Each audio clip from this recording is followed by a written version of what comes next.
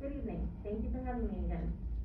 My name is Wendy Baird. I spoke during last month's board meeting regarding transparency and accessibility from our Board of Education.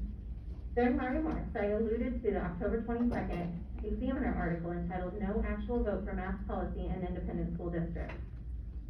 The paper found there was no actual vote and that all discussion regarding any math mandates was put into closed session due to legal reasons.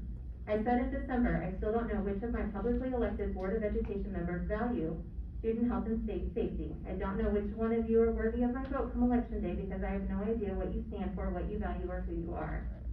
Later, during that December 14th meeting, two members on this dais made a point to say that when voting on the agenda item, health and safety protocols, that was the board voting on health and safety measures, which sounds great, except actual discussion is happening during closed sessions or otherwise outside of the public eye.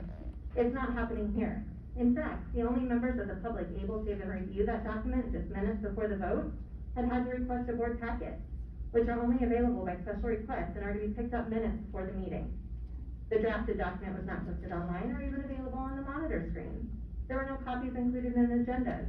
The vast majority of audience members last month had no idea what the board was approving, let alone members of the public who could not attend the meeting. If any of us had wanted to speak on health and safety protocols, which would have been difficult since the agenda had been posted after the deadline to request to speak had passed, what would we have said? We didn't know if the document included masks again.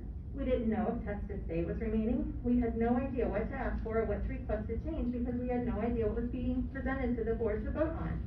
So while yes, there was a public vote, the public did not know what you were voting for. So is that really a public vote? Tonight's district calendar, an item as non-controversial as they come, is also being voted on without public review. The board did approve that health and safety document on December 14th. Yet when I pulled it up 2 weeks later on the website to review the new protocols my children and their classmates would be held to, I noticed it was different. A week later, it had changed again.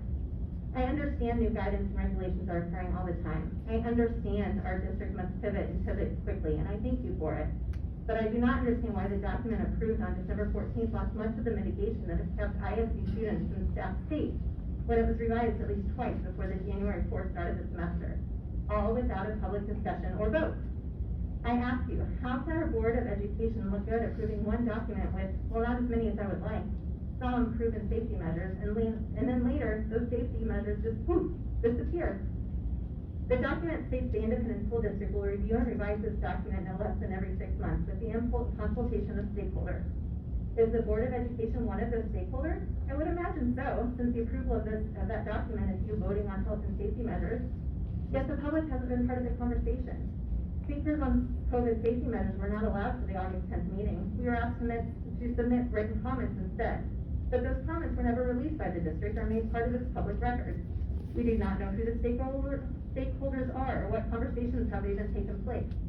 Nearly every other district in our area held a special meeting to discuss masking and other mitigation efforts. ISD did not. Were those other meetings brutal and painful to watch? Of course they were. But are those other districts better for their Board of Education members making those ridiculously difficult calls in a public forum and saying publicly, this is what I believe and why? Yes, I believe they are. It's not just these votes. Our district slowly eroded what it releases publicly about cases. Last year, the dashboard was updated every day. At the start of this year, that had moved to weekly on Fridays for the last instructional day. Around Thanksgiving, it was changed again to say updates, but only occur on Fridays when school is in session. With no school on Friday this week, there will not be a public release of numbers. I hope the board presses our district to do so anyway, especially during this unprecedented wave of cases that is straining our schools, our teachers, and our support staff. I also encourage you to publicly release each week how close each building is to the 3% threshold you've set, so that families and schools can work together to prevent both universal masking and school closures. I'm asking for transparency and always erring on the side of more information for our families and community and staff members versus less. As a parent, I am a full partner in my children's education. Why am I and others being held at arm's length from decisions made by my elected public officials? Other districts do all of these things. Why don't we? Thank you.